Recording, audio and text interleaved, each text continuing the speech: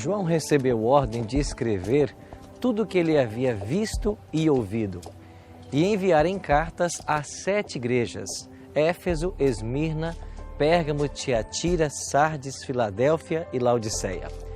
Essas 7 igrejas existiam nos dias de João, na Ásia Menor, mas elas também representam no Apocalipse 7 períodos pelos quais passaria a igreja, o povo de Deus, desde os dias da morte de Cristo, no ano 31, até o dia da sua volta. Por isso, hoje, nós vamos estudar a respeito dessas 7 igrejas, os elogios, as reprovações, os conselhos e a promessa que Jesus faz para cada período da história do seu povo.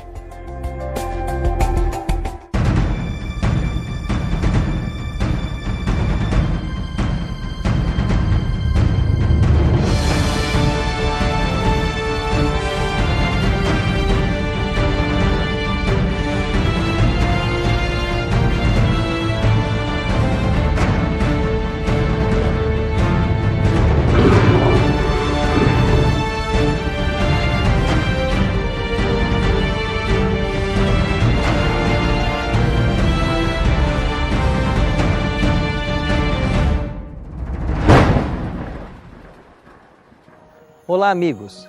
Sejam bem-vindos ao segundo estudo do livro do Apocalipse.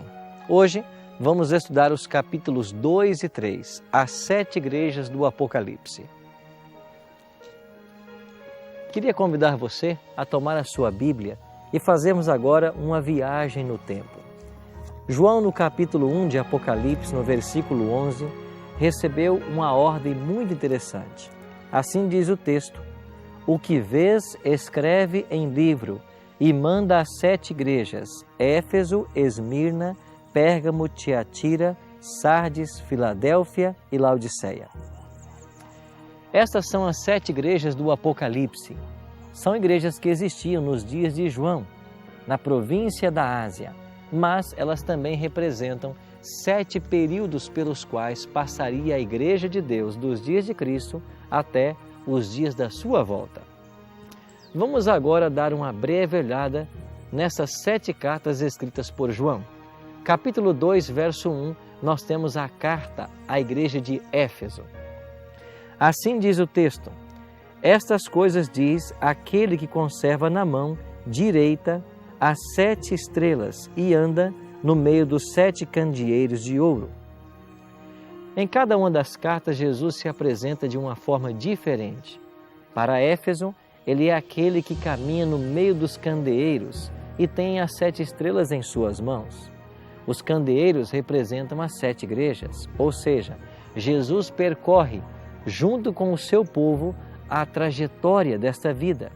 E essas 7 estrelas na mão de Cristo representam os 7 anjos das 7 igrejas, ou seja, os mensageiros de Deus.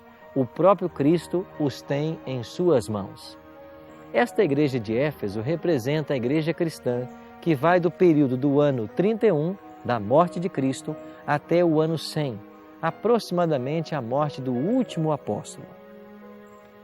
Em cada igreja, Jesus apresenta-se de uma forma diferente, apresenta também uma repreensão, um elogio, um conselho e faz uma promessa. Aqui na carta a Éfeso, no versículo 3, nós encontramos o elogio. Assim diz o texto: e tens perseverança, e suportastes provas por causa do meu nome, e não te deixastes esmorecer. Ao pensarmos nos cristãos de Éfeso que suportaram as provas, logo nos vem à mente Pedro e Paulo, que foram levados para Roma, sentenciados à morte e finalmente exterminados, mortos, por causa do amor a Cristo. A igreja de Éfeso fala para nós de um período de pureza. A igreja apostólica mantinha as verdades ensinadas por Cristo no seu bojo doutrinário, mas as coisas estavam para mudar. Vamos então para a segunda igreja do Apocalipse, capítulo 2, versos 8 em diante. Ao anjo da igreja em Esmirna escreve: estas coisas diz o primeiro e o último, que esteve morto e tornou a viver. A igreja de Esmirna representa o período cristão que vai do ano 100, quando morre João, aproximadamente a data da morte de João, até o ano 313. Agora, no versículo 10, há uma referência direta ao ano 313. A Bíblia diz assim: não temas as coisas que têm de sofrer, eis que o diabo está para lançar em prisão a alguns de vós, para ser dispostos à prova, e tereis tribulação de 10 dias. Se fiel até a morte, dar-te-ei a coroa da vida. Esses 10 dias proféticos cumprem-se do ano 303 a 313, com as fortes perseguições movidas contra os cristãos por Diocleciano e Galério. Esses imperadores perseguiram severamente aos filhos de Deus, mas um edito assinado pelo imperador Constantino em 313 pôs fim a esse período, e assim damos início ao terceiro período da Igreja. Chegamos agora à Igreja de Pérgamo. O versículo 12 nos diz assim: estas coisas diz aquele que tem a espada afiada de 2 gumes. Ao vencedor, dar-lhe-ei do maná escondido, bem como lhe darei uma pedrinha branca, e sobre essa pedrinha escrita um novo nome, o qual ninguém conhece, exceto aquele que o recebe. A igreja de Pérgamo representa o período que cobre do ano 313, com o Edito de Tolerância de Milão, até o ano 538. Dentro desse período, nós temos a queda do Império Romano, com a morte de Rômulo Augusto. A despeito das severas provas que os cristãos também enfrentaram nesse período, há uma promessa para os crentes de Pérgamo, e a promessa é que eles receberão uma pedrinha branca. Nos tempos bíblicos era muito comum, quando alguém ia ser julgado, a pedrinha branca significava a absolvição e uma pedrinha negra, preta, a condenação. Desta maneira, nós vemos aqui a clara absolvição para aqueles que creem em Jesus Cristo e são fiéis aos seus ensinos. Vamos agora para a quarta igreja, a igreja de Tiatira. Apocalipse capítulo 2, verso 18. Ao anjo da igreja em Tiatira escreve: estas coisas diz o Filho de Deus, que tem olhos como chamas de fogo e os pés semelhante ao bronze polido. A igreja desse período cobre dos anos 538 até 1517. O evento importante de 538 é o início da supremacia papal, quando acontece a união da igreja com o Estado.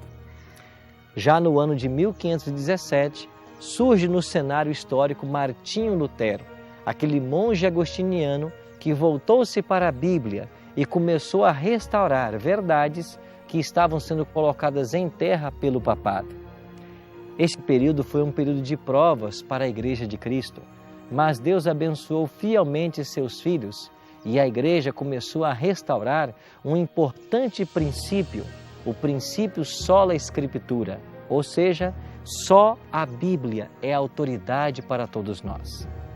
Chegamos então à quinta igreja do Apocalipse. Vamos ler juntos o capítulo 3, verso 1, a igreja de Sardes. Estas coisas diz aquele que tem os 7 Espíritos de Deus e as 7 estrelas. Conheço as tuas obras, que tens nome de que vives e estás morto. A igreja de Sardes representa o período que vai de 1517, com a Reforma Protestante, até 1798, ano em que o Papa Pio VI foi preso. E assim tivemos fim ao grande período de 1260 anos de supremacia papal.